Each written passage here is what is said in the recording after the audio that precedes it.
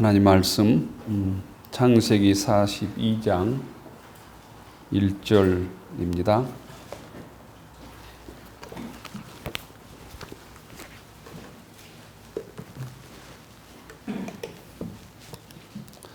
창세기 42장 1절부터 25절 구약성경 65쪽입니다.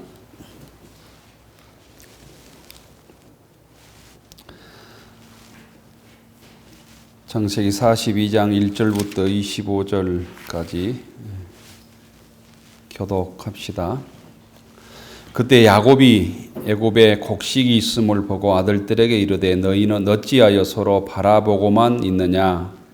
양으로 이르되 내가 그런즉 저 애굽에 곡식이 있다 하니 너희는 그리로 가서 거기서 우리를 위하여 사오라. 그러면 우리가 살고 죽지 아니하리라 하니 요셉의 형 10사람이 애굽에서 곡식을 사려고 내려갔으나 야곱이 요셉이라고 베냐민은 그의 형들과 함께 보내지 아니하였으니 이는 그의 생각에 하나님이 그에게 주실까 두려워함이었다.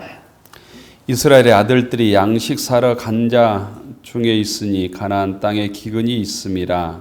때에 요셉이 나라의 총리로서 그 땅 모든 백성에게 곡식을 팔더니 요셉의 형들이 와서 그 앞에서 땅에 엎드려 절하매 요셉이 보고 형들인 줄을 아나 모르는 체하고 엄한 소리로 그들에게 말하여 이르되 너희가 어디서 왔느냐? 그들이 이르되 곡물을 사려고 가나안에서 왔나이다. 요셉은 그 형들을 알아보았으나 그들은 요셉을 알아보지 못하더라. 요셉이 그들에게 대하여 꾼 꿈을 생각하고 그들에게 이르되 너희는 정탐꾼들이라 이 날의 틈을 엿보려고 왔느니라. 그들이 그에게 이르되 내 종은 아니니이다. 당신의 종들은 곡물을 사러 왔나이다. 우리는 다 한 사람의 아들들로서 확실한 자들이니 당신의 종들은 정탐꾼이 아니니이다. 요셉이 그들에게 이르되 아니라 너희가 이 나의 틈을 엿보러 왔느니라. 그들이 이르되 당신의 종 우리들은 12 형제로서 가나안 땅 한 사람의 아들들이라 막내 아들은 오늘 아버지와 함께 있고 또 하나는 없어졌나이다. 요셉이 그들에게 이르되 내가 너희에게 이르기를 너희는 정탐꾼이라 한 말이 이것이라. 너희는 이같이 하여 너희 진실을 증명할 것이라. 바로의 생명으로 맹세하노니 너희 막내 아우가 여기 오지 아니하면 너희가 여기서 나가지 못하리라. 너희는 하나를 보내어 너희 아우를 데려오게 하고 너희는 같이 있으라. 내가 너희의 말을 시험하여 너희 중에 진실이 있는지 보리라. 바로의 생명으로 맹세하노니 그리하지 아니하면 너희는 과연 정탐꾼이라 하고 그들을 다 함께 3일을 가두었더라. 사흘 만에 요셉이 그들에게 이르되 나는 하나님을 경외하노니 너희는 이같이 하여 생명을 보존하라. 너희가 확실한 자들이면 너희 형제 중 한 사람만 구옥에 갇히게 하고 너희는 곡식을 가지고 가서 너희 집안의 굶주림을 구하고 너희 막내 아우를 내게로 데리고 오라. 그러면 너희가 이 진실을 되고 너희가 죽지 아니하리라 하니 그들이 그대로 하니라. 그들이 서로 말하되 우리가 아우의 일로 말미암아 범죄하였도다. 그가 우리에게 애걸할 때 그 마음의 괴로움을 보고도 듣지 아니하였으므로 이 괴로움이 우리에게 임하도다. 루벤이 그에게 대답하여 이르되 내가 너희에게 그 아이에 대하여 죄를 짓지 말라고 하지 아니하였느냐. 그래도 너희가 듣지 아니하였느니라. 그러므로 그에게 값을 치게 되었도다 하니 그들 사이에 통역을 세웠으므로 그들은 요셉이 듣는 줄을 알지 못하였더라.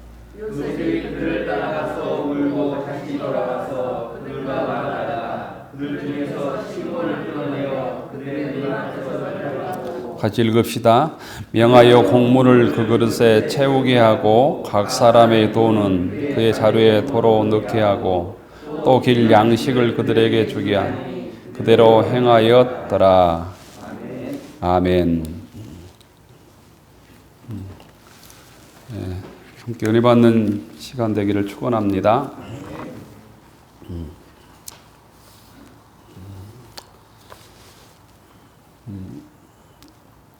주변과 우리 사회가 좀 질병 때문에 우울하고 어렵잖아요. 저희들이라도 조금 더 기쁘게 또 즐겁게 활기차게 살아야 될 것 같습니다. 창세기 42장은 야곱의 아들들이 곡식을 사러 애굽으로 갔다가 우여곡절 끝에 양식을 사서 가나안으로 돌아오는 여정으로 되어 있습니다. 세상의 서름 중에 제일 큰 서름이 무엇인지 아신가요? 배고픈 서름이라고 우리 부모들은 그랬습니다. 지금 우리 사회는 배고픈 서름을 별로 경험하지 못하지요. 근데 저희 부모 세대들은 배고픈 서름들을 나름대로 경험했던 시대이지요. 서름 중에서 가장 큰 서름이 배고픈 서름이다, 이런 얘기 저도 들어본 것 같아요. 먹을 것이 없어서 먹지 못하는 고통을 어떤 것으로 표현할 수 없다는 거예요. 지금이 겨울이잖아요. 배고프면 아무리 더워도 춥다는 얘기도 들었습니다. 배가 고프면 마음이 춥고 몸도 춥고 이렇다고 그러죠. 그래서 예전에 배고픈 사람들의 꿈이 배부르고 등 따숩고 하는 게 곧 겨울을 나는 사람들의 또 꿈이기도 했는데요. 몇 년 전에 통계를 보니까 지금 2020년도에 세계 인구가 약 77억이더라고. 77억. 근데 세계은행에서 발표한 것을 보니까 77억 중에서 한 10억 정도는 먹지 못해서 굶주리고 있고요. 10억 정도는 배가 불러서 어떻게 하면 다이어트 할까? 어떻게 하면 1kg로 더 뺄까? 늘어나는 지방 때문에 주체하지 못한다고 그래요. 상위 10억은 어떻게 하면 다이어트 할까? 어떻게 하면 몸무게를 줄일까? 하위 10%는 어떻게 하면 먹을까? 굶주림의 고통을 당하고 있다는 겁니다. 아프리카의 4명 중에 1명은 영양실조이고, 남미에서는 8명 중에 1명은 굶주림에 허덕이고 있고, 아시아 태평양 연합에서는 한 28%가 잦은 굶주림으로 고통 중에 있다, 이런 발표를 보았습니다.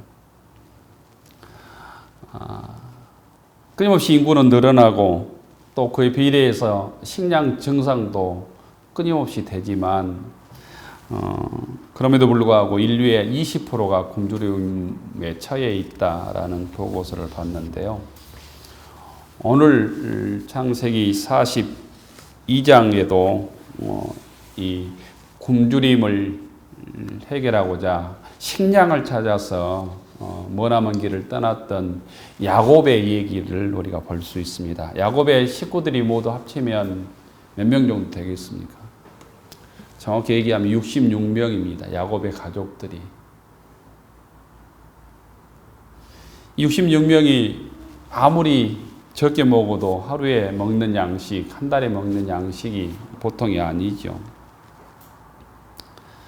야곱과 그의 아들들은 이 식량이 떨어져서 이제 어떻게 하면 살아갈까?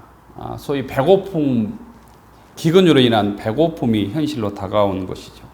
근데 오늘 성경에 보면 아무 대책이 없었던 것 같지요. 그래서 하도 답답해서 이 야곱이 1절에 보면 너희는 어찌하여 서로 바라보고만 있느냐, 이런 참 답답한 얘기를 하고 있는 것이죠. 기근이 들어서 양식이 떨어졌는데 왜 먹고 살 방도를 구하지 않느냐, 어찌하여 서로 바라보고만 있느냐, 이렇게 얘기하고 있단 말이에요. 이 음성을 오늘 우리들도 조금 나에게 주신 음성으로 들었으면 좋을 것 같아요. 영적인 기근에서 헤매고 있는데 은혜도 구하지 않고 하나님의 양식을 찾지 않는 우리들을 향한 하나님의 음성은 아닐까, 이런 생각을 해보았습니다. 여러분의 영적 양식이 충만해 있는지, 육적으로는 우리가 다이어트 해야 될 몸을 가지고 있는데 영적으로는 기근에 처해 있지는 않는지, 기갈한 심령으로 우리가 살고 있지는 않는지 우리 심령을 돌아보고 영적인 양식이 충만하기 위해서 내가 어떻게 할까? 아버지 집에는 누가복음 15장에 보면 아버지 집에는 양식이 풍부하지 아니한가? 집을 떠난 둘째 탕자의 고백이잖아요. 생각이잖아요. 그래서 아버지 집으로 가면 내가 양식을 구할 수 있겠다. 먹고 살 수 있겠다. 이런 생각을 하고 결단해서 내가 아들이라 아니하고 품꾼의 한 사람으로 내가 돌아가겠다. 이런 생각을 한 둘째 아들처럼 내 영혼의 양식을 채우기 위해서 하나님께 돌아가는 권속들 되기를 바랍니다.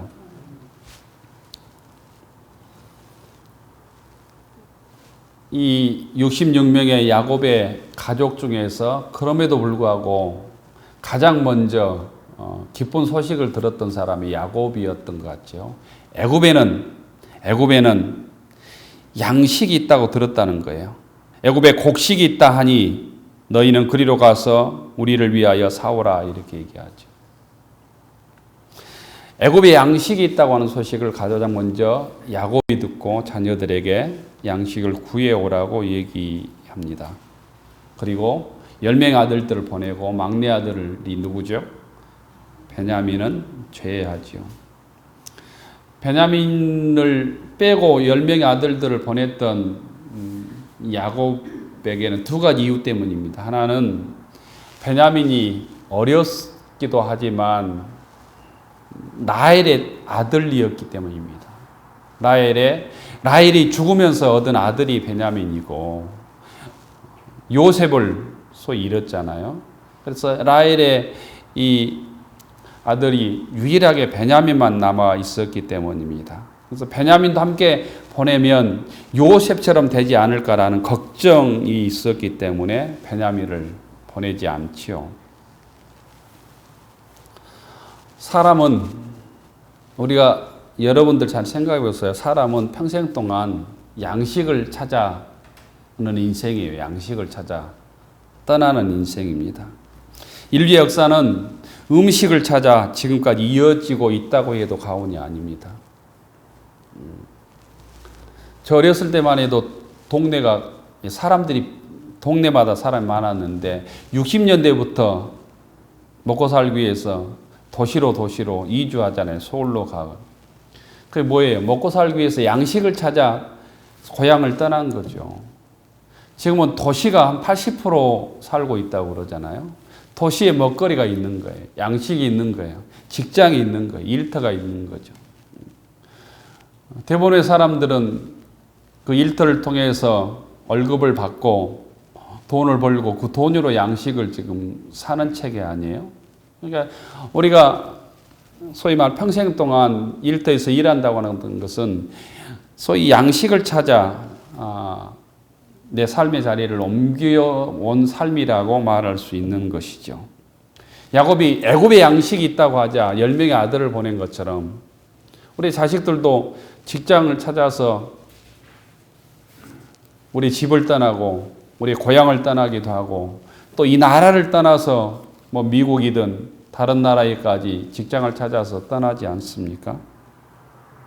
그런 의미에서 흉년의 때에 곡식이 있다고 하는 것 자체는 그 자체로도 소위 희망인 것이죠. 구약 성경을 해석하는 그 해석 방법 중에 하나와 그 책을 모아놓은 것이 곧 그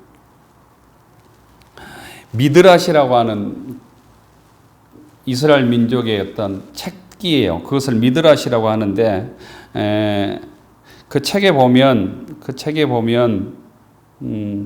양식이 히브리 말로 샤베르라고 하는 단어인데 희망을 뜻하는 단어가 그냥 세베르라고 하는 단어라고 그래요.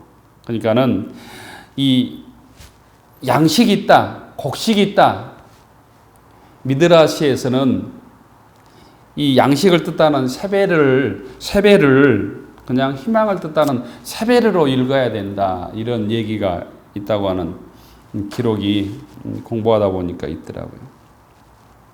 젊은이들에게 직장 자체는 자기를 실현하는 곧 꿈의 장소잖아요. 자기가 꿈꾸는 좋은 일터, 직장은 자기 자신을 실현하는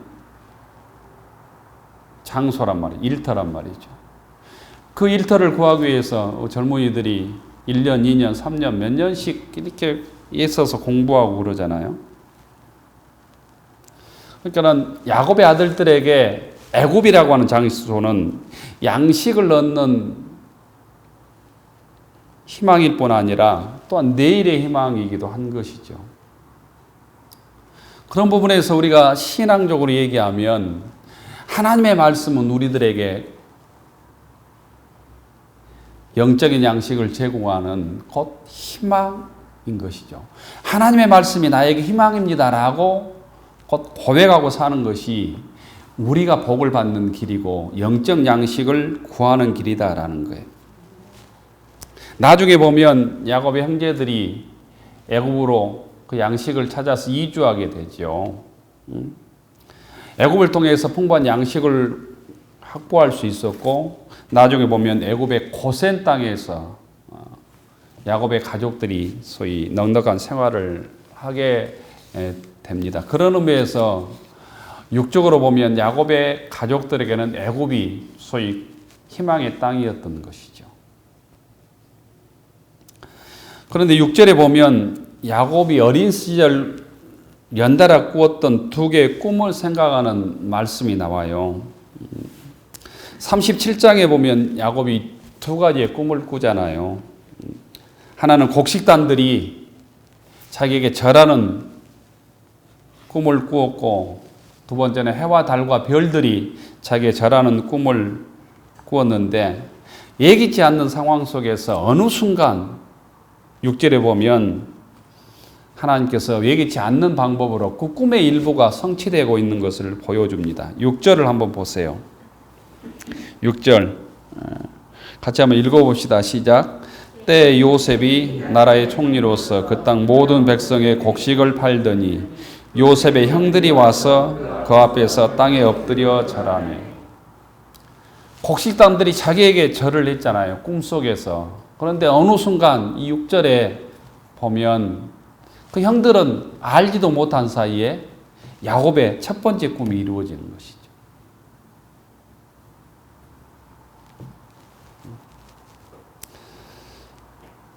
요셉은 지금까지 그 꿈이 언제 이루어질지 전혀 예상치 못했습니다.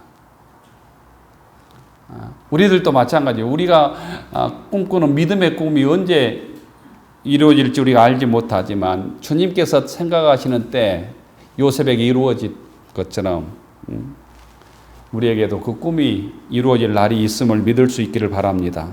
그래서 우리가 믿음의 꿈을 포기하지 않아요. 주님께서 주신 비전을 포기하지 않아야 된다. 자녀에 대한 꿈도 우리가 그런 의미에서 포기하지 않아야 됩니다. 그래서 주의 말씀을 붙들고 비전을 품고 기도하고 주님의 때를 기다리는 믿음의 권속들 되기를 바랍니다. 요셉은 그 형들이 자기만 알아보는 그 자기의 형들이 절하는 것을 보고 자기가 젊었을 때 꾸었던, 어릴 때 꾸었던 꿈을 하나님께서 이루어주는구나 라고 깨닫게 되지요. 그 꿈의 해석이 이루어지자 하나님께서 나를 이렇게 사용하는구나 라고 곧 이해하기 시작합니다. 자기의 인생이 그 꿈을 해석을 통해서, 꿈이 이루어진 걸 통해서 해석이 되기 시작하는 것이죠. 우리 인생도 마찬가지입니다. 어떤 고난과 어려움을 겪어도 하나님의 입장에서, 믿음의 입장에서 내 삶이 해석이 되면 절망하지 않게 되죠. 그 고난이 해석이 되면, 그래 우리에게는 그 믿음의 안경이 그래서 필요한 거예요. 내 삶을 믿음의 눈으로 바라보고 해석할 수 있는 그 믿음의 능력이 필요한 것입니다. 우리가 신앙생활하면서 기쁨을 맛볼 때가 있습니다. 간절히 기도하던 기도의 제목이 응답되고 간절한 나의 소원이 응답되고 내 삶의 문제가 풀릴 때이지요. 세상적으로 얘기하면 직장에서 승진하고 사업이 잘 되고 자녀가 좋은 직장과 학교에 취직하고 학교에 들어가고 건강하고 이럴 때 우리는 은혜 받았다고 얘기하지요. 그런데 그런 외부의 은혜뿐만 아니라 우리는 그 은혜를 잘 믿음으로 해석할 수 있는 능력을 키워야 된다라는 거예요. 그래야만이 세상적으로 어려움을 겪을 때도 고난 중에도 그것 때문에 낙심하지 않을 수 있다라는 거예요. 하나님의 은혜를 깊이 체험하다 보면 내 시선이 내가 나를 바라보는 내가 남을 바라보는 시선이 바뀌어지는 것이죠. 다른 말로 얘기하면 세상의 모습으로 성공해도 교만하지 않을 수 있고 어떤 어려움 속에도 주님의 그 목적과 시선을 깨닫게 되면 주의 뜻을 믿음으로 해석하게 되면 낙심하지 않게 된다는 거예요. 우리 흔히 세상에서 잘 되면 참 교만의 유혹에 쉽게 넘어지고 안 되고 어려움을 겪게 되면 쉽게 낙심하게 되잖아요. 주님의 믿음의 눈과 해석의 눈을 우리가 소유하게 되면 그것을 넘어서게 된다는 거예요. 요셉이 그 시각을 잘 우리에게 알려줍니다. 하나님의 은혜는 내 삶의 해석을 바라보는 눈을 바꾼다라는 거예요. 그래서 삶은 해석이다 이런 말도 자주 들어보았을 것입니다.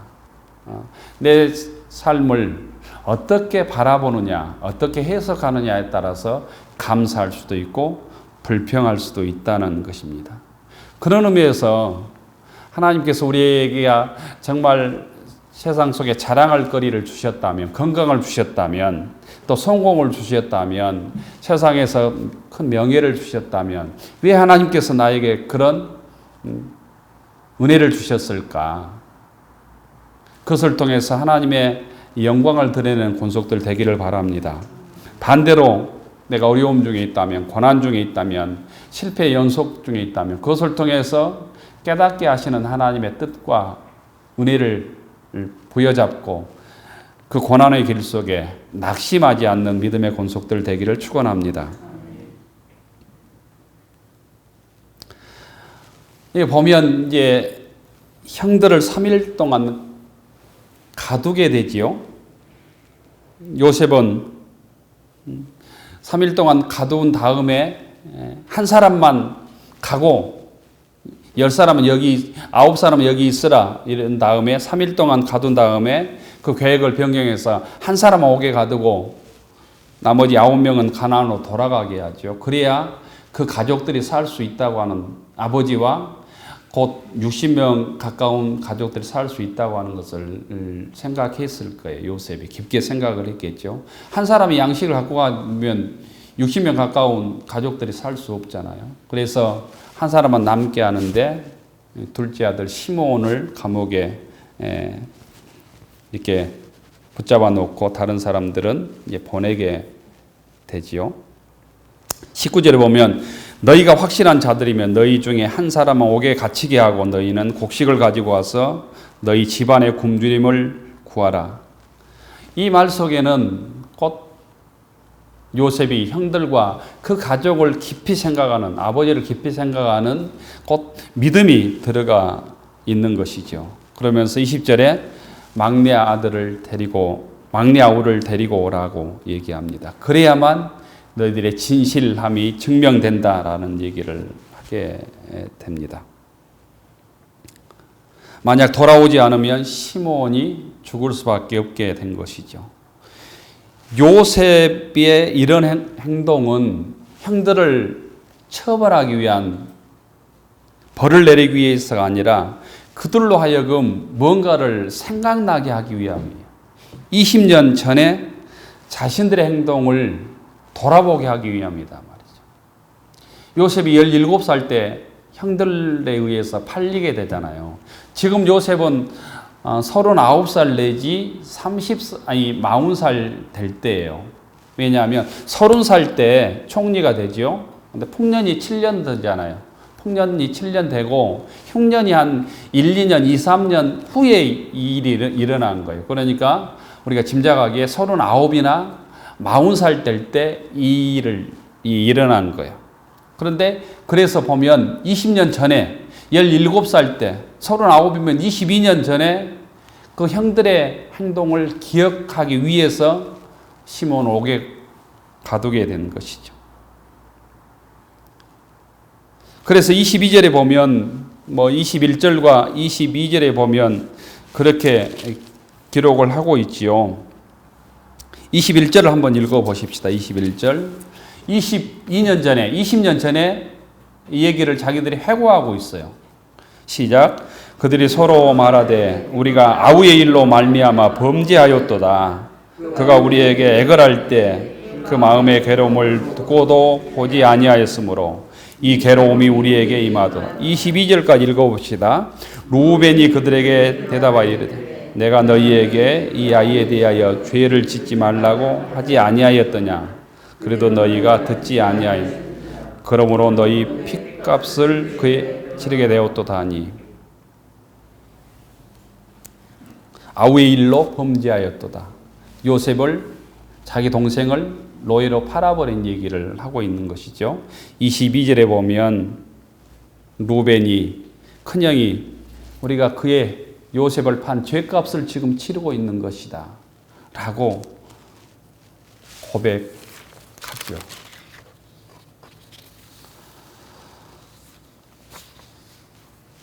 이 막내 아우를 데려올 것을 명하자 자기의 과거를 생각하게 된다라는 거예요. 21절에 보면 히브리 원문에는 이 감탄사가 나온다고 그래요. 아발이라고 하는 감탄사가. 아주 고통스럽고 당황한 느낌들을 표현하고 있는 단어라고 그럽니다. 형제들은 과거 자기 동생 요셉에게 행했던 일이 범죄 행위였으며 그 범죄 행위로 지금 우리가 징벌을 받고 있다고 하는 생각을 한 것이죠. 그러므로 그 20년 전의 일을 생각하면서 회개하게 하는 것이죠. 그들은 그의 말들을 요셉이 알아듣지 못한다고 생각을 했죠. 통역을 두고 있었기 때문이죠. 요셉은 형들의 얘기를 듣고 밖에 나가서 통곡하고 다르게 돌아오지 않습니까? 요셉은 시험을 위해서 형들 앞에서 시몬을 결박합니다.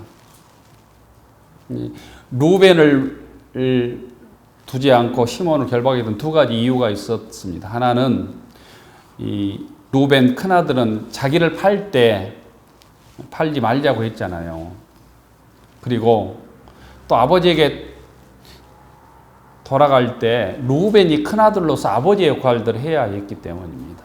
그래서 루벤을 결박하지 않고 둘째 아들 시몬을 결박한 것입니다.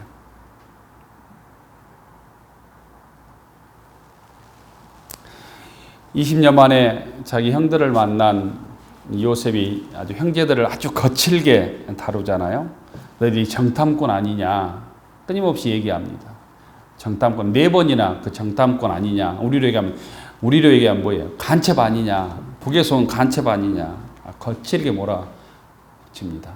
그 거칠게 몰아붙이는 일을 통해서 또 감옥에 3일 동안 들어가는 일을 통해서 시몬을 결박한 일을 통해서 자기 20년 전에 자기들이 동생을 팔았던 것들을 뉘우치게 하고 회개하게 하는 것이죠.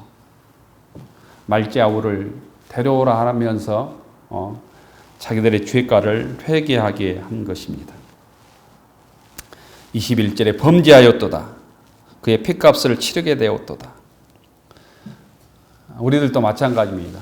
우리도 평소 깨닫지 못한 죄를 우리가 고난 중에 깨닫게 될 때가 많죠.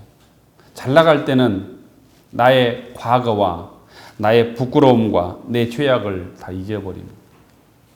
고난 중에 어려움 중에 내 죄악을 회개하게 되지죠. 이것이 성령의 역사이고 고난을 주신 하나님의 목적임을 믿을 수 있기를 바랍니다. 대개 인간은 내가 상대방에게 상처를 준 것은 쉽게 잊어버린다고 그래요. 쉽게 잊어버린 것이 아니라 기억도 못하죠. 근데 내가 상처받은 것은 평생 동안 기억을 한다고 그래요.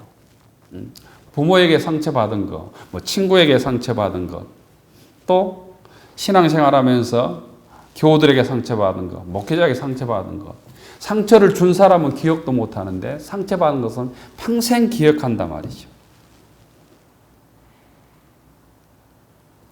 그 상처를 준 것을 또 상처받은 것을 치유하기 위해서는 우리에게는 곧 주님의 은혜가 필요합니다. 이걸 성령의 역사라고 얘기하죠. 사람의 말로 회복되기 어렵다는 거예요. 그런 의미에서 이 야곱의 행동은 그 9명의 형들의 죄악을 생각나게 하고 회개하게 하고 그 상처를 치유하기 위한 과정이었다고 흔히 학자들은 얘기합니다. 이러기까지 요셉은 정말 자기 자신을 신앙적으로 잘 지켜왔기 때문입니다. 다른 말로 얘기하면 하나님과 그 어려움 속에도 친밀함을 유지했기 때문이다라는 거예요. 결국 우리가 영적으로 신앙적으로 승리하기 위해서는 나와 하나님 사이의 관계가 끊어지지 않아야 돼요. 아무리 세상적으로 잘 돼 있어도 나와 하나님과의 사이가 꼬여 있으면, 막혀 있으면, 끊어져 있으면 아무리 주변 사람들이 나에게 잘해줘도 그 상처를 치유할 수 없습니다. 다른 사람으로부터 받은 상처가 치유되지도 않습니다. 그런 의미에서 요셉은 끊임없이 영적으로 하나님과 깨어 있었고 하나님과 관계를 바르게 하고 있었고 자기 자신을 잘 신앙적으로 관리했던 사람임을 우리가 알 수 있습니다.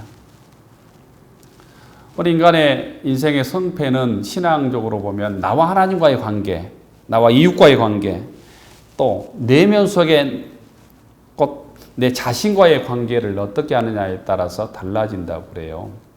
그런 부분에서 우리가 세상에서는 조금 끊임없이 세상은 우리에게 상처를 준다 할지라도 하나님과의 바른 관계를 통해서 그 상처들을 이겨내고 치유하고 믿음으로 승리하는 저희들 되기를 원합니다. 그 상처를 받지 않고 치유하기 위해서 주님께서 우리에게 주신 특권이 있는데 그게 기도입니다. 기도. 성령께서 우리의 상처를 싸매 주어야 된다는 거예요. 치료해 줘야 된다는 거예요. 두 번째는 주님께 주신 은혜를 나눌 때입니다. 주의 사랑을 나눌 때, 용서할 때 내 상처도 치유될 수 있습니다. 주님께서 나에게 어떤 은혜를 주셨는지 그 은혜를 나 혼자 독점하지 아니하고 그 사랑을 혼자 독점하지 아니하고 함께 베풀고 나눌 때 내 상처도 치유되고 하나님께 쓰임받게 된다는 거예요.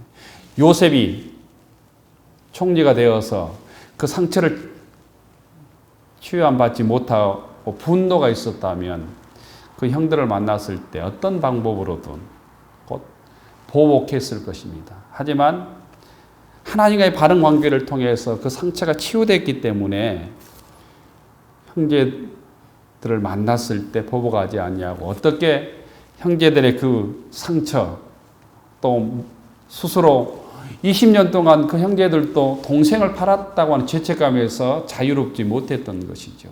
그것을 회복하기 위한 과정으로 동생을 데려오라고 얘기하고 있는 것이죠.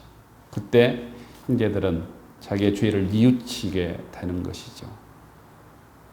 우리들도 요셉을 통해서 우리가 기도함으로 죄 사랑을 베풀고 나눔으로 요셉처럼 수많은 상처 속에서도 승리하고 더 강해져서 하나님께 쓰임받는 믿음의 권속들이 되기를 축원합니다.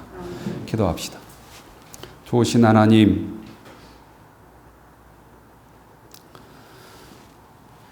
보복하고 분노할 수밖에 없는 요셉이었지만 주님 받은 은혜로 충만함으로 주님과의 바른 친밀한 관계를 유지함으로 그 상처를 치유하고 형들을 구하고 가족을 구하고 또 기근에 처한 애굽을 구했던 것처럼 저희들도 주님께 주신 은혜로 저희들이 강건해져서 상처받은 믿음의 사람들을 치유하고 주님 앞에 쓰임받고 온전히 튼튼한 믿음의 지체로 하나님께 쓰임받고 영광 돌리는 믿음의 권속들이 되게 하옵소서. 상처받기 쉬운 세상 속에서 성령의 충만함으로 기도함으로 주의 사랑을 베풀고 나눔으로 상처를 넘어서게 하시고 하나님의 영광을 드러내는 복된 믿음의 자녀들이 되게 하옵소서. 예수 이름으로 기도 올리옵나이다. 아멘.